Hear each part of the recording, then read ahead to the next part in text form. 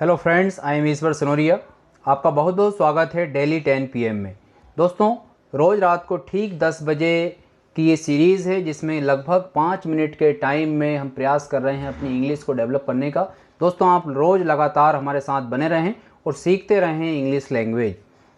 दोस्तों, आज की क्लास में हम बात करने वाले हैं फिर से ईडियम्स के बारे में। ये जो ईडियम्स हैं इसके बारे में हमने डे फर्स्ट में और डे थर्ड में बात की थी। यदि आपने इसके वीडियो नहीं देखे हैं तो कृपया डे 1 और डे थर्ड के वीडियो को भी आप देखें, तो आपको ईडियम के बारे में चीज़ें काफ़ी कुछ क्लियर हो जाएंगी।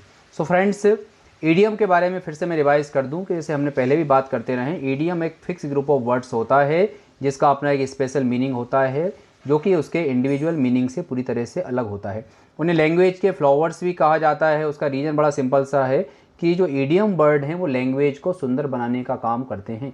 जब हम न्यूज़पेपर्स पढ़ते हैं, कोई स्टैंडर्ड मैगजीन्स पढ़ते हैं या अच्छे स्पीकर्स को सुनते हैं, तो दोस्तों कई सारे ईडियम्स एंड फ्रेजेस लैंग्वेज में होते हैं और जब उसका नॉलेज हमें नहीं होता है तो कई बार हमें लैंग्वेज जो है समझ में नहीं आ पाती, वो जो सेंटेंस है वो समझ में नहीं आ पाता है। जैसे ये वर्ड है बोन ऑफ कंटेंशन।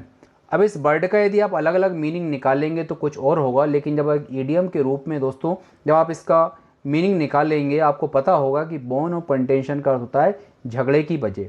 किसी झगड़े की वजह को, किसी झगड़े के कारण को बोन ऑफ कंटेंशन कहा जाता है। अब कहीं भी किसी न्यूज़ में किसी जगह पर आपने कोई सेंटेंस सुना है तो वहाँ पर आप तुरंत समझ जाओगे कि बोन ऑफ कंटेंशन का अर्थ है झगड़े का कारण या झगड़े की वजह।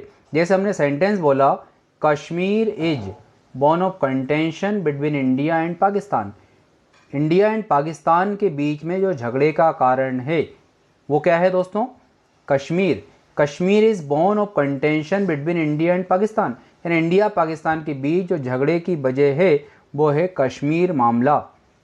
This property is bone of contention among these brothers, among those brothers. उन भाइयों के बीच में झगड़े का कारण ये प्रॉपर्टी है। तो दोस्तों बोन ऑफ कंटेंशन का अर्थ होता है झगड़े का कारण। ये था आज का अपना फर्स्ट ईडियम। दोस्तों बोन ऑफ कंटेंशन का फिर से रिपीट कर दूं, अर्थ होता है झगड़े का कारण। This property is bone of contention among those brothers. The seat of chairman is the bone of contention among many people, among many board of directors. दोस्तों किसी भी मामले में जो झगड़े का कारण होता है उसके लिए जो वर्ड यूज़ किया जाता है वो होता है bone of contention. Next word है हमारे पास में beat about the bush. Beat about the bush, इसका अर्थ होता है दोस्तों घुमा फिरा कर के बातें करने को बीट अबाउट द बुश कहा जाता है। जैसे जब कहीं कहा जाएगा he is beating about the bush, he is beating about the bush, तो इसका अर्थ ये हुआ दोस्तों वह घुमा फिरा कर बातें कर रहा है। I don't like beating about the Bush. I don't like beating about the Bush, यानी कि मुझे घुमा फिरा कर के बात करना पसंद नहीं है। He is used to beating about the bush, he is used to beating about the bush, तो इसका अर्थ ये हुआ दोस्तों उसे घुमा फिरा कर के बातें करना पसंद है, उसे घुमा फिरा कर बातें करने के प्रकार से आदी है वो। यूज्ड टू यानी आदी होना, यानी उसकी आदत है घुमा फिरा कर के बातें करना।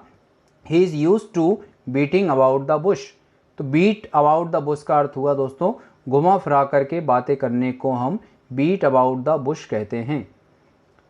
थर्ड ईडियम आज का है दोस्तों bits and pieces. Bits and pieces का अर्थ होता है विभिन्न तरह की जो छोटी छोटी कई सारी चीज़ें होती हैं उनको बिट्स एंड पीसेस कहते हैं। तो बिट्स एंड पीसेस का अर्थ है विभिन्न प्रकार की छोटी छोटी चीज़ें। जैसे कहीं पर कुछ चीज़ें रखी हुई, मैंने एक सेंटेंस बोला please collect your bits and pieces and ready to go, तो इसका अर्थ ये हुआ कलेक्ट करना यानी इकट्ठे करना, एक जगह करना। Please collect your bits and pieces, कृपया अपनी विभिन्न प्रकार की जो छोटी छोटी चीज़ें हैं उनको इकट्ठा करो। एंड रेडी टू गो, और जाने के लिए बिल्कुल तैयार रहो। Please collect your bits and pieces and ready to go, और जाने के लिए बिल्कुल रेडी रहो। He took out his bits and pieces from the bag.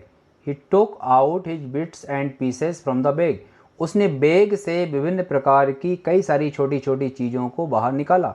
He took out his bits and pieces from the bag. He was putting his bits and pieces in the proper order. In the proper order यानी होता है सही क्रम में। Bits and pieces का अर्थ हुआ विभिन्न प्रकार की छोटी छोटी चीज़ों को, यानी वह जो व्यक्ति है वो विभिन्न प्रकार की छोटी छोटी चीज़ों को सही क्रम में रख रहा था।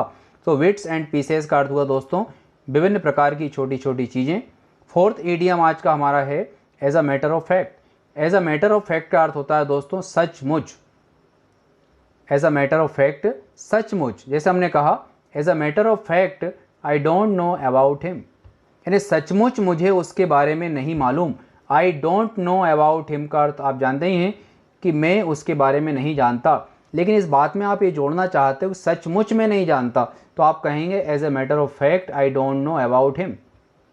As a matter of fact he is a good man, सचमुच वह एक अच्छा इंसान है, तो आप कहेंगे as a matter of fact he is a good man. As a matter of fact he is not a kind man, सचमुच वह एक दयालु व्यक्ति नहीं है, यानी इसकी जो छवि है दयालु की वो अलग बात है, लेकिन सच्चाई ये है कि वह एक दयालु व्यक्ति नहीं है। हम रोजाना बहुत सारे सेंटेंस बोलते हैं, as a matter of fact they are not coming here, सचमुच वे यहाँ नहीं आ रहे हैं। As a matter of fact I am interested in that business, सचमुच में उस बिजनेस में इंटरेस्टेड हूँ। As a matter of fact they are very good people, as a matter of fact he doesn't know about it, as a matter of fact I don't know how to drive the car, सचमुच मुझे car चलाना नहीं आता। तो दोस्तों इस तरह के सेंटेंस आप छोटे छोटे सेंटेंस को डेवलप करें और ट्राई करें कि इन ईडियम्स का प्रयोग करके ज़्यादा से ज़्यादा आप सेंटेंस बनाएं। नेक्स्ट वर्ड है दोस्तों eight all events. Eight all events का अर्थ है चाहे जो हो जाए, चाहे जो हो। जैसे हमने कहा वी मस्ट हेल्प हिम, हमें उसकी मदद करना ही चाहिए। एट ऑल इवेंट्स, चाहे जो हो जाए हमें उसकी मदद करना ही चाहिए। We must help him at all events, चाहे जो हो जाए हमें उसकी मदद करना ही चाहिए।